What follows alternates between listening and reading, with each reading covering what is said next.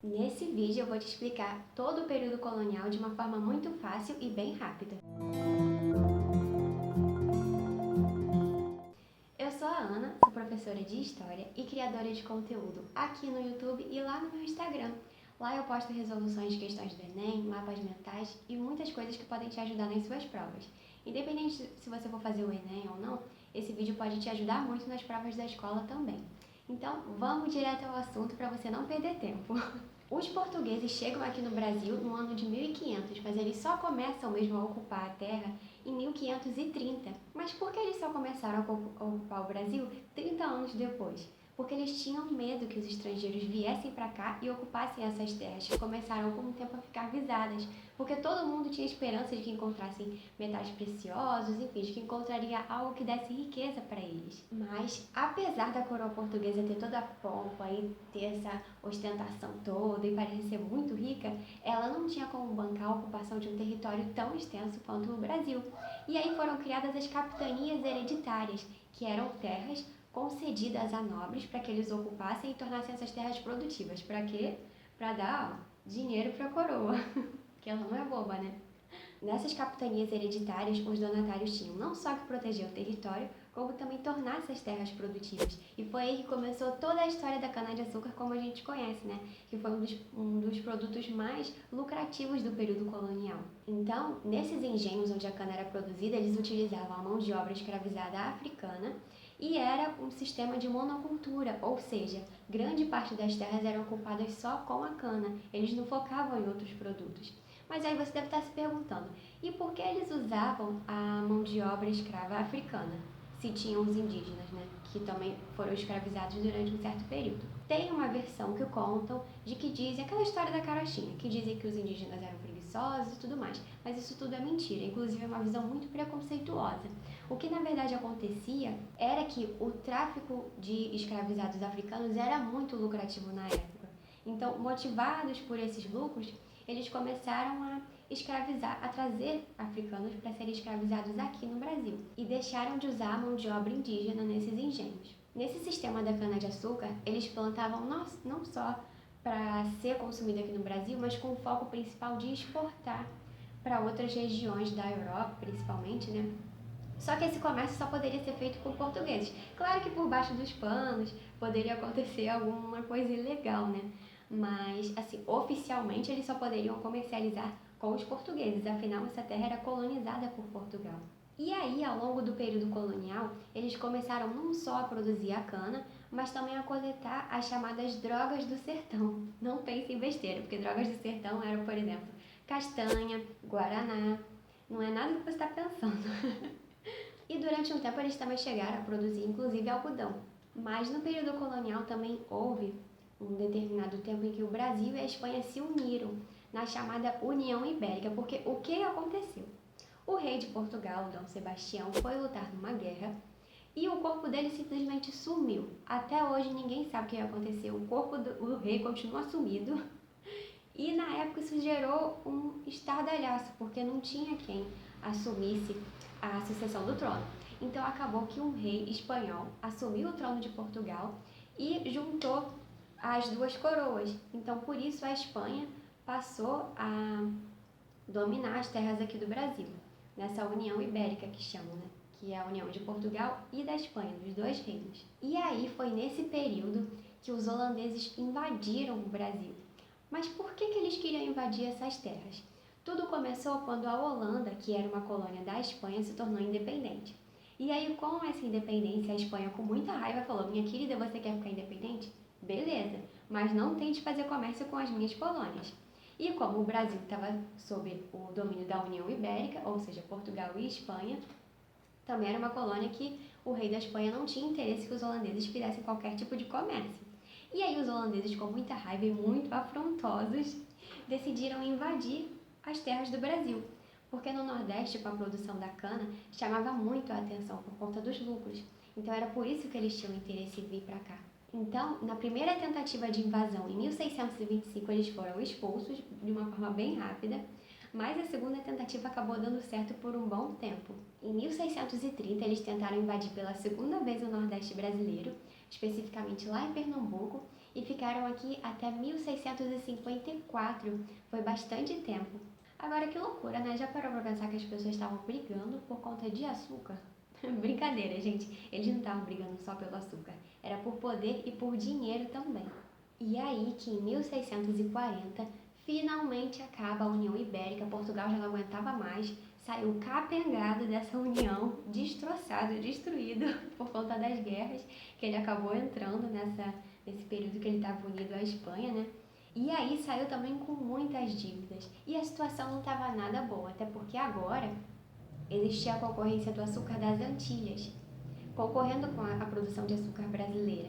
Então, isso fazia com que Portugal perdesse dinheiro também. Então, em 1642, foi criado o Conselho Ultramarino. E o que esse conselho fazia?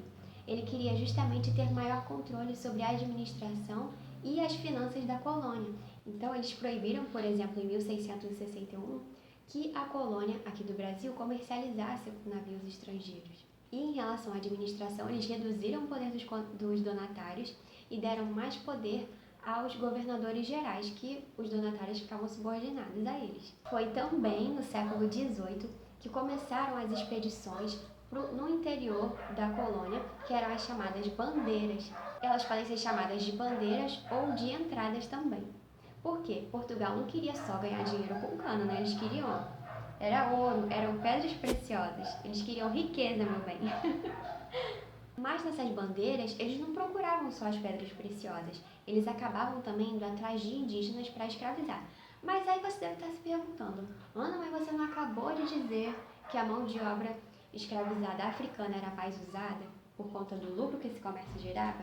Pois é, só que em São Paulo, por exemplo, né, eles ainda utilizavam a mão de obra indígena por conta do preço elevado da compra dos escravos africanos. Então tinham lugares que ainda usavam sim a mão de obra indígena, mas no caso da cana no Nordeste e muitas regiões, a mão de obra escravizada africana era sim a que eles mais usavam, até por conta dessa questão do lucro que esse comércio gerava. E isso acabava gerando muito conflito entre os bandeirantes e os jesuítas, que eram uma ordem religiosa católica que veio aqui para a colônia para catequizar os indígenas. Mas acabou que durante esse processo houve uma tentativa de apagar a cultura indígena, a religião dos indígenas, para tentar moldar eles na cultura europeia e na religião católica da época, né? Mas aí por que tinha esse conflito? Porque a igreja, no caso os jesuítas, diziam que era proibida escravizar os indígenas, mas os bandeirantes queriam sim escravizar os indígenas. E aí a situação chegou ao ponto tem até relatos da época que dizem que, por exemplo, em determinadas regiões, aconteceu dos indígenas ficarem, por exemplo, alguns dias da semana nos aldeamentos dos jesuítas e em outros dias prestando serviços aos colonos. E às vezes eles nem voltavam quando eles iam prestar esse tipo de serviço. Ou seja, uma escravidão, né? Mas voltando à questão das bandeiras. Depois de um tempo, finalmente acharam ouro aqui no Brasil. E aí, gente, foi uma confusão. Foi uma farra, porque todo mundo queria ir para a região onde hoje em dia a gente conhece como sendo Minas Gerais.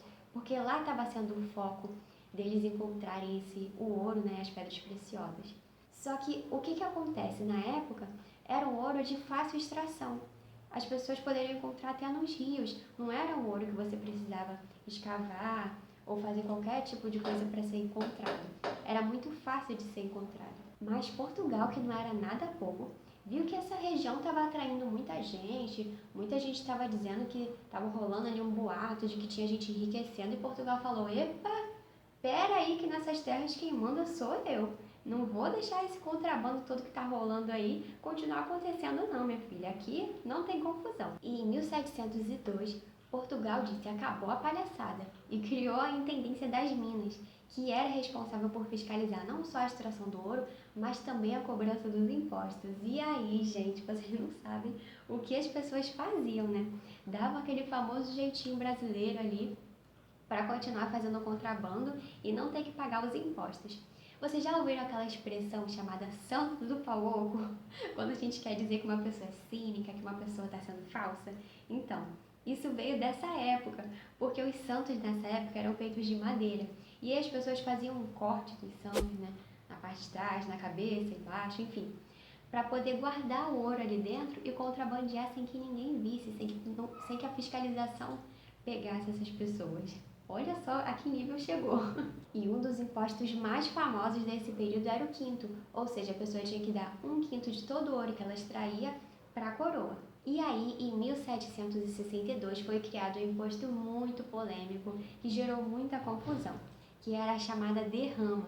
Gente, isso foi assim algo surreal. Por quê? O que esse imposto dizia? Ele dizia que as pessoas tinham que dar, repara bem no número que eu vou te falar, 1.500 quilos de ouro anualmente, né? Também não é uma coisa mensal. As pessoas que extraíssem o ouro deveriam pagar 1.500 quilos de ouro por ano para a coroa. E aí você deve estar pensando, mas é só dizer que não encontrou, né? Dá aquele jeitinho. Não tinha jeito, gente. Porque se a pessoa não pagasse, os funcionários da coroa iam em cada casa dos habitantes daquele lugar e recolhiam tudo de valor que tivesse. Por isso se chamava derrama. Porque eles saíam, recolhendo tudo que eles encontravam pela frente.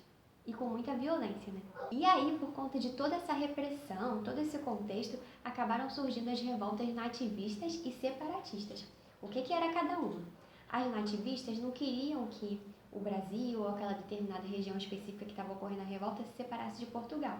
Já as separatistas queriam sim que aquela determinada região que estava se revoltando se separasse de Portugal e se tornasse independente. Então, como exemplo de revolta separatista tem a revolta de Filipe dos Santos em 1720, a Guerra dos Emboabas em 1708, a Guerra dos Mascates em 1710 e a revolta separatista mais famosa aí que a gente tem, né, é a Inconfidência Mineira, aquela que o Tiradentes participou, foi enforcado, enfim. Vou comentar um pouquinho só sobre a Inconfidência Mineira, senão o vídeo vai ficar muito extenso.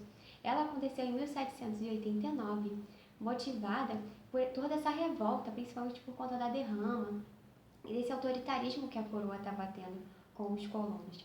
Mas é importante dizer que ela não foi uma revolta popular, ela foi uma revolta da elite ali de Minas Gerais, que estava insatisfeita com essa cobrança de impostos e, baseada em ideais iluministas que estavam muito em alta na época, elas estavam contestando o antigo regime e queriam declarar uma república. Olha só que curioso, né? Então, e o que era o antigo regime? Era justamente esse tipo de rei absolutista, que era autoritário e tudo mais. Então, eles queriam acabar com isso e declarar aquela região ali de Minas Gerais independente. Mas é bom deixar uma coisa muito clara.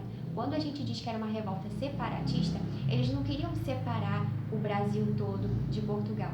Era só aquela região ali, até porque nessa época o Brasil não era tão até porque nessa época o Brasil não era integrado como a gente conhece hoje em dia, era muito diferente a organização. E aí também entra um ponto muito polêmico, porque uma parte dos inconfidentes queria o fim da escravidão e outra parte não. Queria proclamar a república lá em Minas Gerais, mas queria continuar com a escravidão. E como foi que o período colonial finalmente acabou no Brasil? Então, em 1808, quando a família real vem para cá fugindo de Napoleão, o Dom João VI assinou um tratado em que ele elevava a colônia aqui do Brasil a um nível de reino, ou seja, a colônia estava ficando no mesmo nível que Portugal. Os dois eram reinos, até porque o rei estava aqui, né? Então ele não queria dizer que estava numa colônia, ele queria dizer que estava num reino. E aí, mas a independência mesmo acontece de fato em 1822, quando Dom Pedro I declara a independência do Brasil em relação a Portugal. Então a gente tem esses dois acontecimentos como sendo muito importantes para o fim do período colonial. E aí, você gostou desse vídeo? Não esqueça de se inscrever aqui para acompanhar os próximos, porque eu estou fazendo uma série de vídeos dos temas que mais caem no Enem. E também faço resoluções, questões aqui no canal para você, arrasar nas suas provas, tá bom? Um beijo e até mais!